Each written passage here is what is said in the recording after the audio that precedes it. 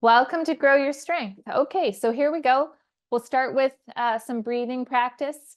You have a choice of your positions. I'm going to do face up today, extending my legs out, and just taking a little time to adjust my posture through the legs and hips, the shoulder blades, and the neck. Taking some time to focus on the breath. Breathing in slowly, in and out through your nose if you can.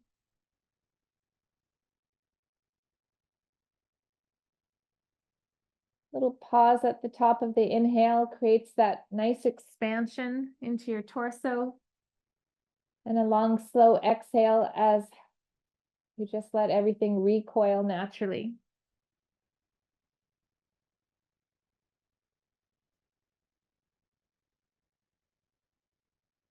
As you slow your breath down, it helps to down-regulate your nervous system, your neurology. Your nervous system is very connected to your movement. So taking this time to connect your neurology to your biology in a way sends the message that the movement improvement is going to happen.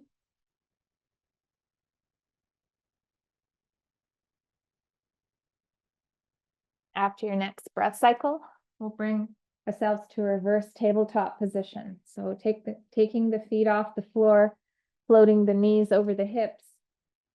You can bring your arms up and then just kind of anchor in your shoulders and shoulder blades.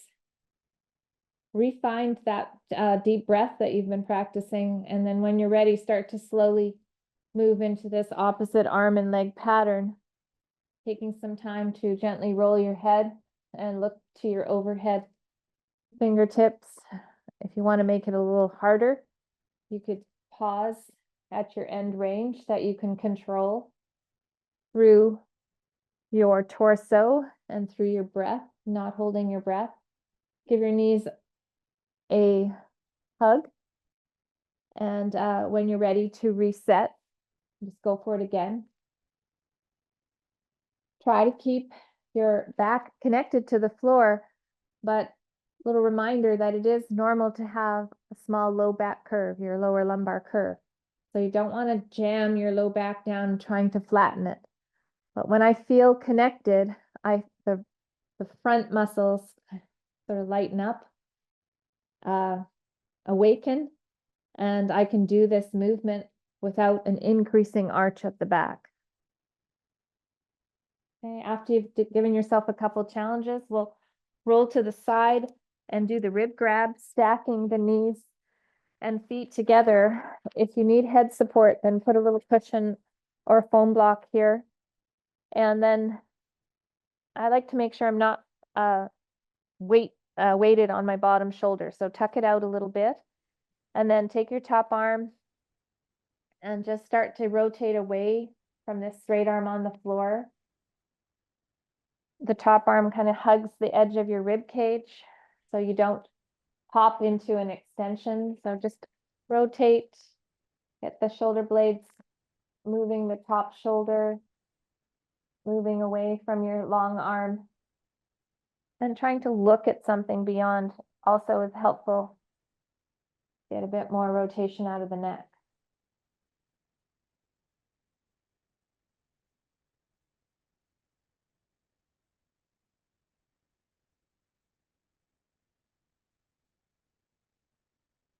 Keeping those knees and feet stacked, make sure that you're not rolling out of your low back. And then after about 5 of those, just take the top arm off and give yourself a nice slow rotation.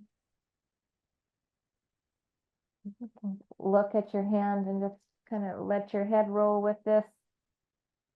Depending on your speed, 1 or 2 big circles in each direction.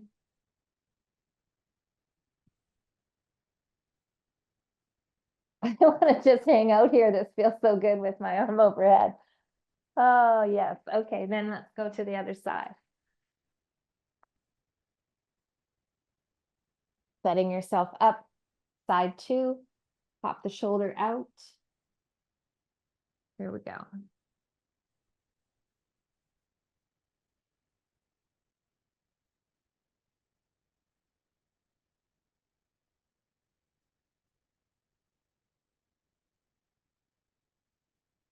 Returning to the deep breath.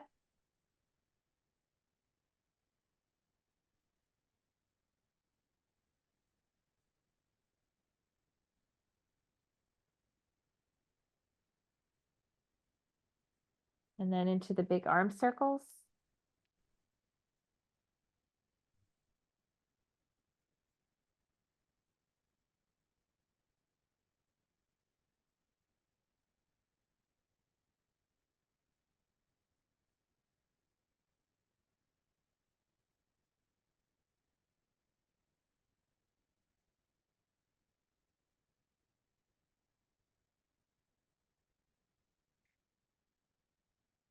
Finishing that off, I'm going to take us to some knee bends and some ankle work. Setting yourself up with the non-working leg either bent or straight, just depending on your posture and whether that feels okay on your back.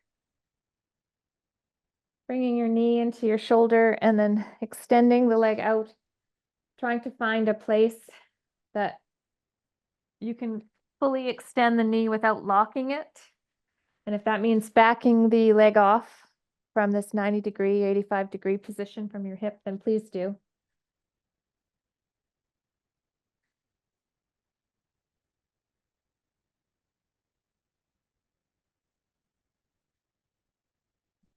Holding the leg extended, see if you can then slowly open up the ankle by pointing the toes to the roof and then pulling the toes towards the shin.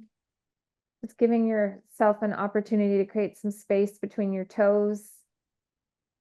Moving the ankle about 5 times through these motions. Moving to rolling the sole of the foot in and out. You can do that with your toes towards your shin or your toes pointed towards the roof. And then taking some time to fully rotate the ankle, big circles. Access whatever range you can a couple times each way.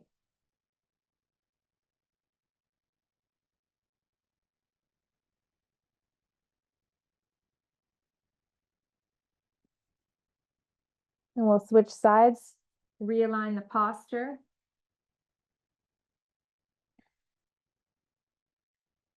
Working on your ankle mobility, maintaining or improving ankle mobility over time is a good investment in your balance and your walking speed. Long-term ankle issues can really lead to a lot of problems with those things. So we want to have this as often as possible through the week.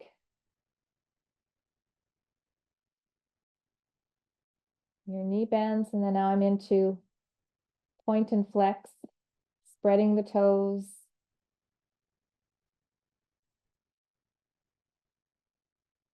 I like sometimes reminding myself of the whys of things, you know, because it helps to motivate your consistency. Rolling the ankle in and out.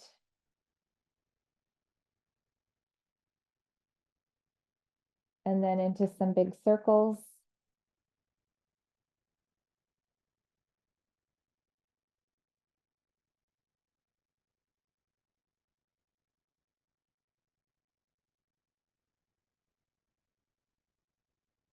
Nice work. And then take us this morning to 90-90 position. So sitting upright, approximately 90 degrees through your front knee and back. Just use your arms to help lean into the knee, the calf, or the foot. So depending on what angle you turn your torso, you're going to feel a little bit of a different stretch through your hip. As you lean forward, if you push your leg into the floor a bit between your knee and your heel, you can also sense a little bit more intensity through your hip. So some different angles, some pulses forward. And then let's pop down to the elbow and work the internal rotation. See what you can access on this back leg. You can also try pushing the knee and foot down into the floor here. And if you feel that going down, you're going to feel a little stretch sort of through the front side of the hip. And then here's that access you want to work on getting the hip up and keeping the rest of the body still. To move from this to the other side, see if you can come up and then bring your hands up, do a hands-free switch. And then into the pulses on this side. Looks good, everyone. And if you did add the presses down on side one, see if you can do that here too.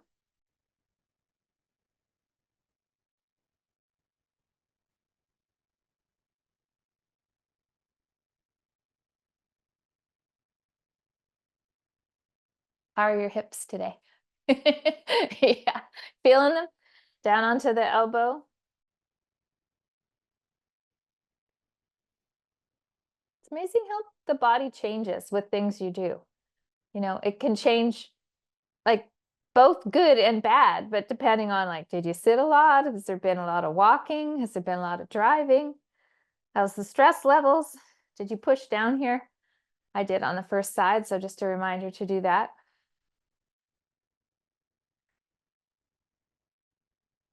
We're sort of complex biological systems, I've decided today.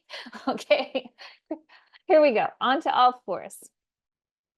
So taking yourself onto all fours, let's start with a bear hold. So spread the fingers, find your back in neutral, and tuck your back toes. So you're neutral, it's not flexed and it's not extended. Somewhere in the middle, feels pretty good. Float the knees off the floor, and you can weight shift forward a little into your hands. Make sure that you've got nice long fingers. The knuckles aren't tented up. See if you can use that weight to help spread your hands out a bit. We'll go 3 to 5 breath cycles. And then floating your knees back to the floor. Let's shake out the wrists, give them a few turns. And you can either go to a bear hold or take it back to a plank hold. So your choice. As you step back into the plank, you can activate the hips, push the floor away, and still resetting those hands as I mentioned the first time. Everybody looks great. From here, we'll take it into some hip circles. So holding yourself in this all fours position, slowly take one knee off and start to move your leg around, mobilizing your hip. Being mindful to stay out of the back, so you're not dipping the back down or rounding it up.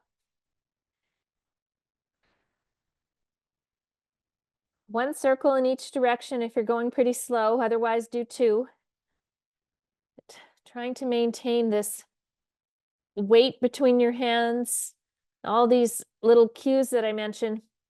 It makes it harder, but it also makes it more of a core exercise as well as a hip mobility. Okay, that's one side finished. So I'm resetting my posture and I'm going to side 2.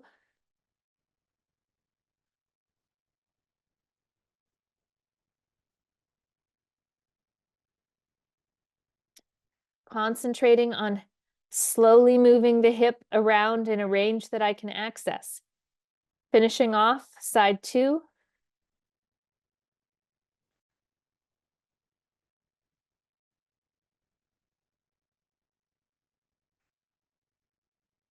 We'll come off the wrists into half kneeling next.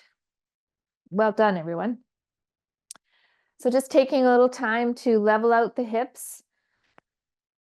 In half kneeling, you can do a hip to armpit and kind of feel a sense of your pelvis being level. And then let's do a few pulses where we're bringing the knee over the midfoot and just trying to get a stretch in through the front of the hip without going into a back arch. After a few pulses forward, let's take the foot out and pull the heel in, try to do a few on an angle. tracking the knee over the midfoot, trying to keep the heel down. And then this morning, bringing the foot back to center, we'll go through a set of shoulder cars. So nice and slow, spreading the fingers and taking yourself through your shoulder range of motion. This is what you could be doing, is opening up to move the shoulders. So keep your posture upright, stacked over your down knee. As you bring your arms around, you're going to reach a sticking point where you have to rotate those palms back.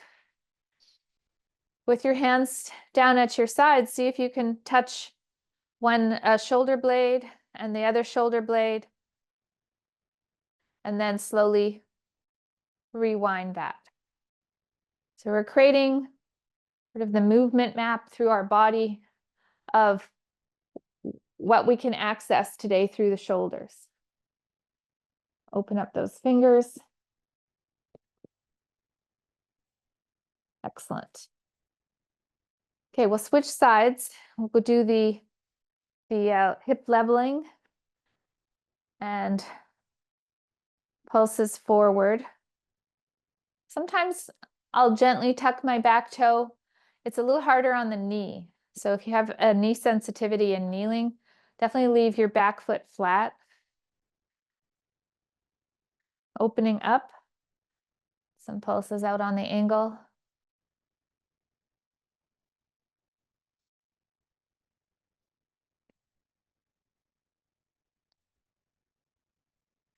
And back to center, getting upright in posture. We'll do this one more time. Resist the urge to lean back. We have overhead pressing coming up in one of our first weighted sets. So arms up here, that's what we want to have. Want to have the clearance. Breathe.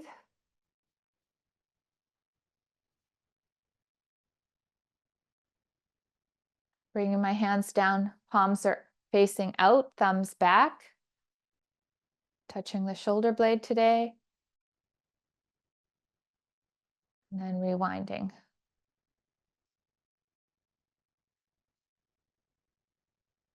Get to that point where you have to rotate your palms back, facing each other.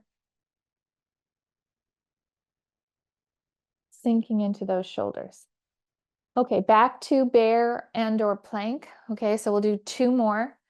So you can choose one of each.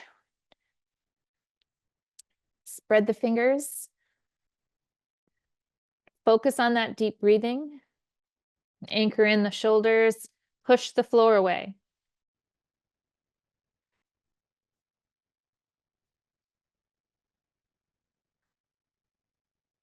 Shake out the wrists in between. Everybody looks great. And then set up for your second hold.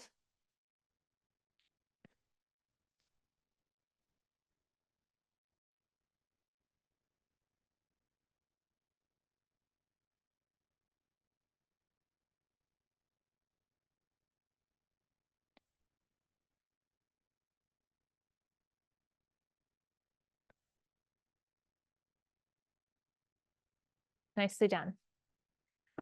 After that, we'll come up to standing. I'm going to work on the feet a little bit and then connecting that into some balance. So one way to just wake up the feet is to spread the toes, just weight shift a little left and right, kind of get a sense of the connection of all of your toes. Remember that balance practice is complex. There's a lot of different systems going on. So when I say try to hold yourself into one foot, there's lots of things going on with how your foot feels through the connection to the floor, your ankle, knee, and hip stability. You can just hang out on one foot for a little bit here and breathe, right? What your core stability is like. Visual plays a big part of it. So if you're on one foot and you start to blink, you can feel more things going on to try and maintain that upright posture. Let's go ahead and switch feet and just go through that again, reminding ourselves that balance is complex. breathing, foot feel, what's going on with those little micro movements in the ankle, knee, hip. When I close my eyes, you can just see, everything wakes up quite a bit more. Now taking it into a balanced reach, you connect the foot you want to balance on, slight bend in the knee, and as you reach forward, one leg extends back. You're trying to visualize pushing that heel to the wall behind you, coming back up to position and switch sides. As you go into these balance reaches, you can think about your breath as helping you. If you breathe in as you hinge, this will help create stabilization through the hips and pelvis. If you want to reach to something, not only does that give you that little target to hang on to, you can also sense whether or not you're level, whether you've dropped a hip, whether the plane of your shoulders is still level to the floor, and then coming up.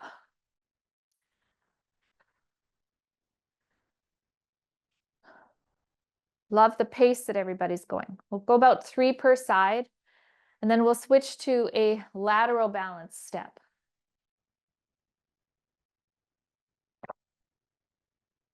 So remember, it's practice. I find the lateral balance step a little harder. So stepping to the side and then trying to come into a kickstand balance. This is where you might blink or close your eyes. And we'll try 3 of these as well. So take that big step out to the side. And then this is trying to support me from not losing my balance that way. So this is why I say side or lateral hip stability. Step will make it harder. Pop it up with a bit more speed, right? Because then you're like, boom, you got to really create that connection more quickly. Out to the other side. If stepping faster, and with that boom is too hard, you can drag your foot along the floor and come up, right? You could have yourself near a piece of furniture or use a dowel and up. Good. And then after you've done 3 each side, let's take it into a bit of this 1, 2, 3 freeze. So 1, 2, 3 freeze. And you kind of get a sense of, okay, any angle on your hip goes. So we've created the forward reach and the lateral. Now try to balance with the knee bent, the arms out to the side. What about a little bit? Woo, right? Recreating different angles that you might need to react to if you tripped on something. For the last few, freeze your position, blink or close your eyes. See if you can hold it for a breath cycle. So here, breathing in and out with my eyes closed. I look like a little crazy person. There we go. Wow, okay, so that was a good warm-up. Lateral step with press. This is the overhead press I was alluding to. I'm going to take the weight in the right hand, step out to the side, come back up to posture, and then press overhead. Looking for approximately 6 repetitions on each side. So weights in the right hand, I'm stepping out with my left and then pressing that weight overhead.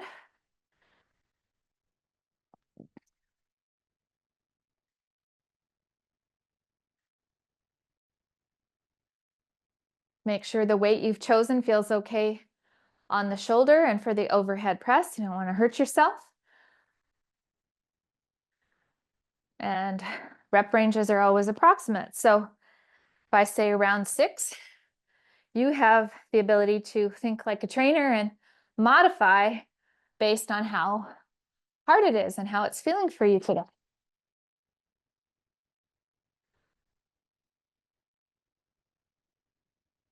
Good.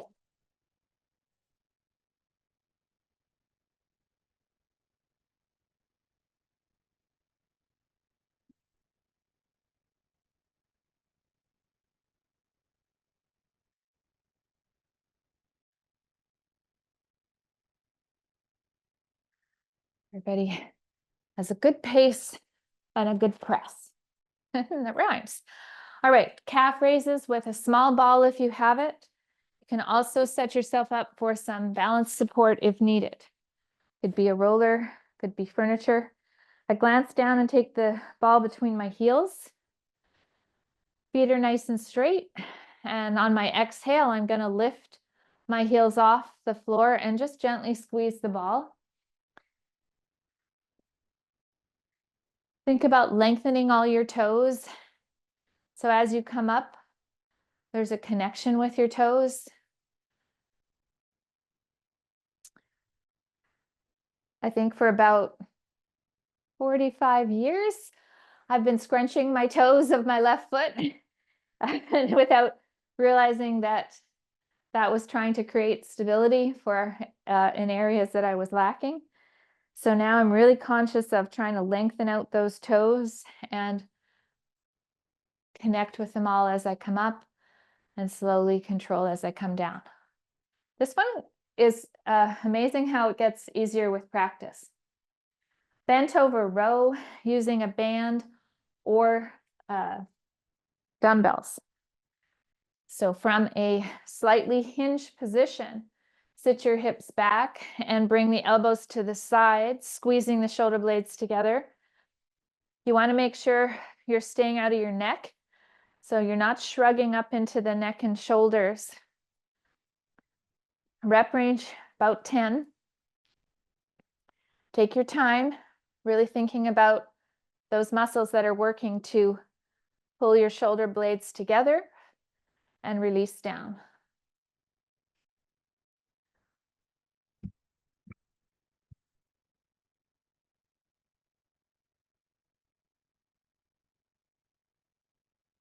Nice work. And the last one we'll do is with a stretchy band, a random sort of angled band pull. So I've got my palms up and I'm just opening up with enough tension that I can work those shoulder blades again, but definitely not so tight that I'm feeling it in my elbows or my neck. Be creative. You can do some down low, open up big, one arm on top. Excellent.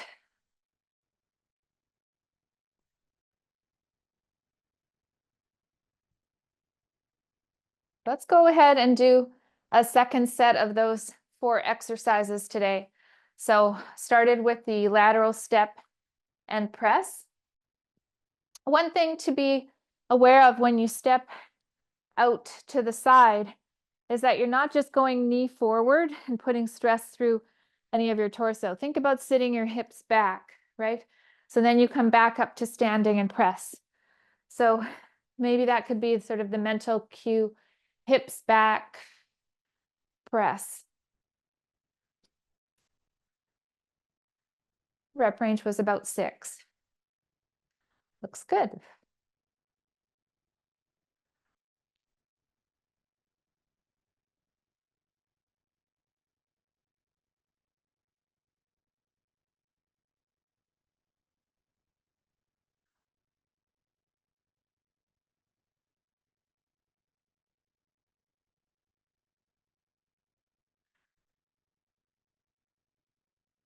Switching sides. Okay, get yourself set up. Hips back. Maybe it feels a little different on one side. Got to just focus on what you're doing. No Christmas shopping in your head. 3.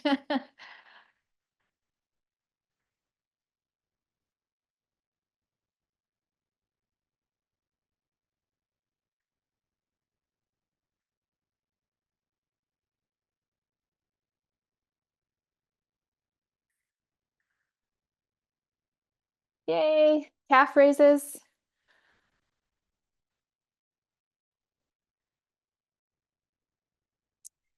Okay, so here I go, opening up the toes. If you want to add the breath cycle to this, exhale as you come up.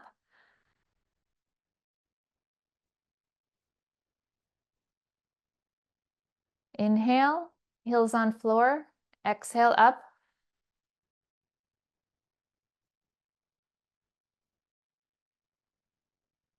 building the smaller muscles in our feet, good for balance, walking speed, loss of posture when we age. A lot of folks have their arches flatten. So this is a good exercise for building that up. Okay, for the row, how did it feel with the weights you chose the first time? So you have an opportunity to either use those weights again. If you don't have anything heavier and yet you want to make it harder, you could just go slower, right? As you pull the elbows up, give yourself a little pause in the closed end range there, and then release down. Depending on the weights that you have available to you, you might start to notice that you're reaching like a point where those don't really work for you anymore. So you might need to consider getting some new weights. So approximately 10 of your rows, and then we're into the band pull one more time. Connect your posture. Make sure you're not standing with locked out knees. That would be an extended posture. So float your weight over your feet. And as you move, try to keep that posture intact. Nice deep nasal breathing will be a good idea again here.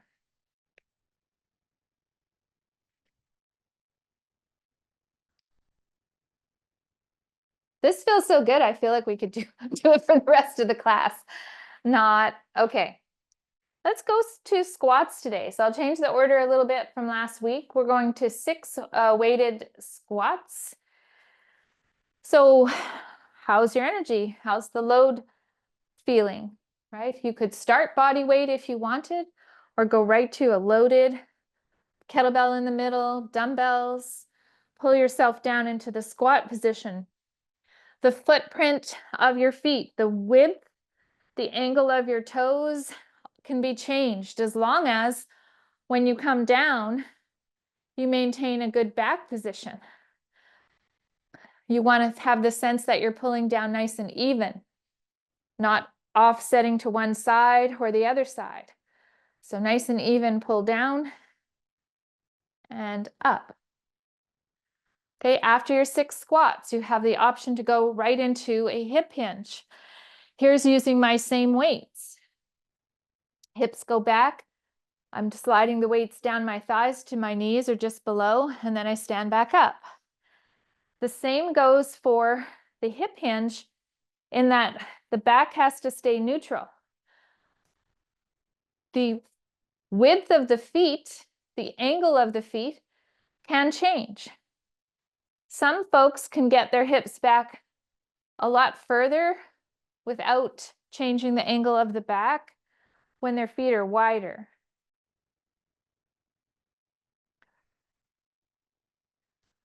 Right? So it's practice, and everybody here looks good. So after 6 of those, let's put the weights down for a moment and we'll go onto the floor, do a couple cycles of cat-cow. Remind yourself about the movement that you have through flexion and extension.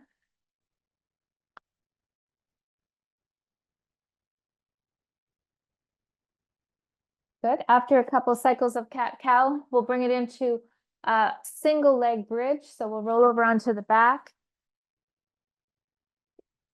If you already know your body doesn't like single leg bridge, just stick with 2 feet on the ground and bridge like this. Otherwise, 1 foot off, grab onto the back of your thigh, adjust your posture through your chin, your shoulders and back, and bridge up on the single leg. Trying to keep the hips level as you come up, activating the muscles here, down, release. Approximately 6 per side.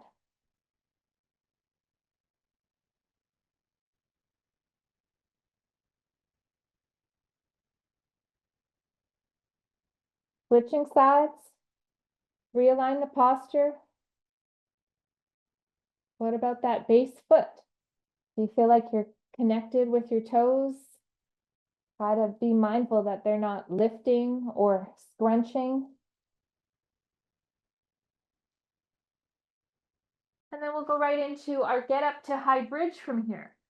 I'm going to go body weight today, working myself through the start position in a get up, the same arm up as knee that's bent. The opposite arm and leg are out on an angle. And then when you're ready, just take a little breath in and roll to the elbow. Now in this program, we're going to the high bridge. So I come down with my hand and pull my hand into a position that I feel quite connected with, so I can lift my hips off the floor. Then I slowly bring my hips back, come back to my elbow, make sure that I'm not disconnecting or shrugging through the shoulder, and roll to the floor. Let's try 2 and then we'll switch sides. So first step is the setup. Have your arm and leg at an angle that when you roll, you feel like it's comfortable over your shoulder. Up to the hand. Nice, nice work everyone. Up to the high bridge. Little pause as you go back down to each stage. Switching sides.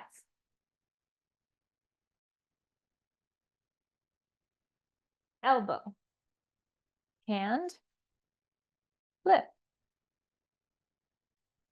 If you're finding this quite easy when you do the tape this week, hold the lift for a count. You could come up, 1 and 2 and 3, and then lift down, lower down, right? Okay, one more set of the bridges.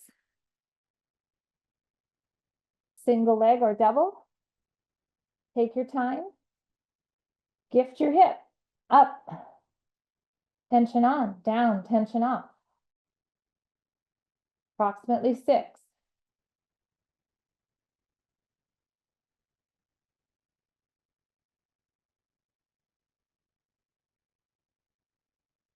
Switching sides.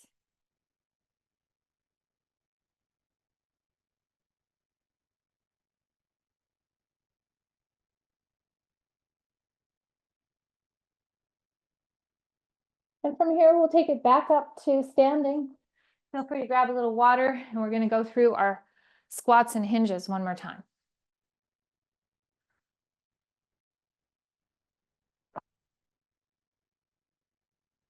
So the weight that I used the first time for the squats felt just right to me. How about you? You want to go heavier? You want to stick with the same weight? Go slower?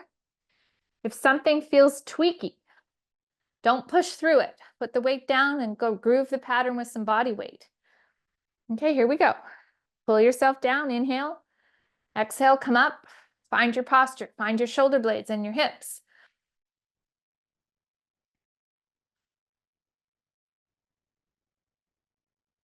Looks great, everyone.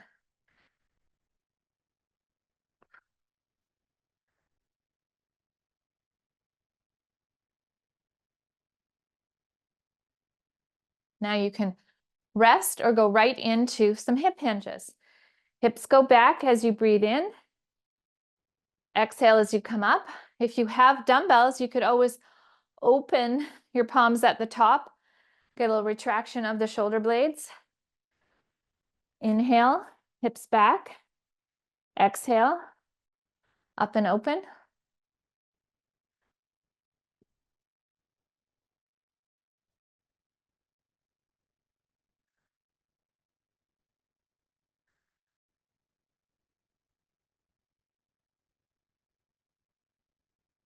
After 6, we'll put the weights down and we'll work on some extension reaches. Taking the feet a little wider than hip width, take some time to sit your hips and swing your arms back, and then slowly lift the fingertips to the roof.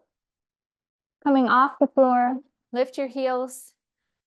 Wherever you're at in this lift, if you have a good balanced one going on, you can hold it 1 and 2, and then sweep the arms back down. If you come up and it doesn't feel so solid, then come down a little sooner.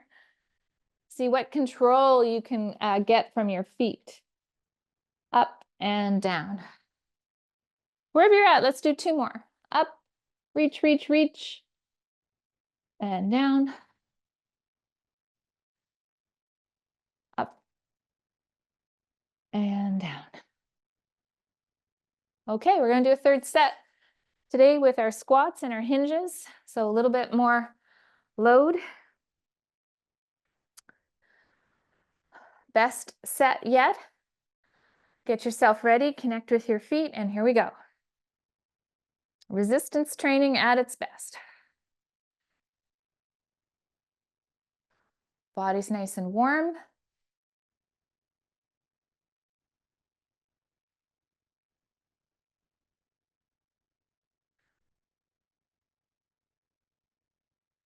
Love what I'm seeing. That just looks great.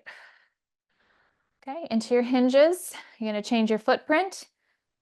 Get tall. Inhale, hips back, going to a depth you can control. Back should feel good. Option to open the palms at the top.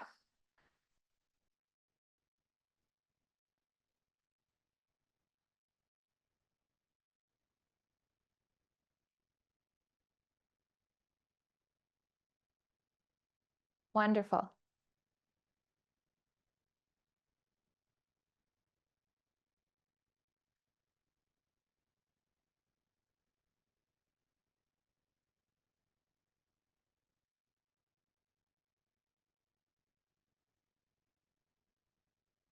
Good. I'm going to finish the class today with a little mobility from a staggered position. So weights can go down. One foot is in front of the other. And just taking the arms across the chest from the hips up. See if you can rotate and look behind you. I'm keeping my hips square to the front. As you rotate side to side, you could exhale and add a little bit more by looking at something.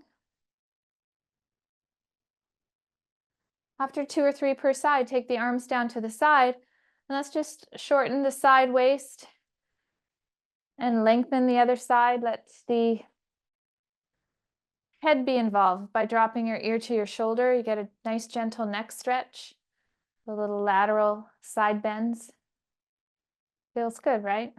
Switch the front foot, and we'll go through the same thing.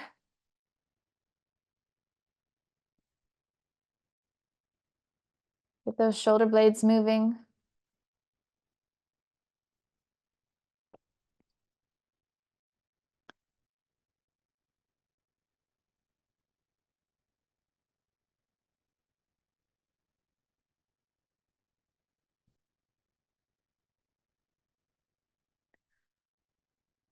Have you heard about, when you're walking, how you shouldn't carry a big bag across your shoulders, weight on one side, because it can really throw off your body in its gait and how it feels.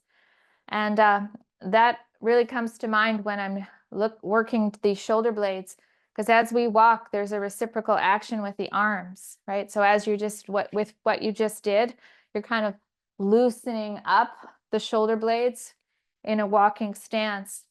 When you have a heavy bag or a crossbody strap, right, that throws off your ability to move properly. So I'm a big fan of trying not to walk with a purse or a bag over the shoulder and just carrying my keys. I don't even walk with my phone anymore. I just try to detach and put my keys in my pocket and usually a Kleenex.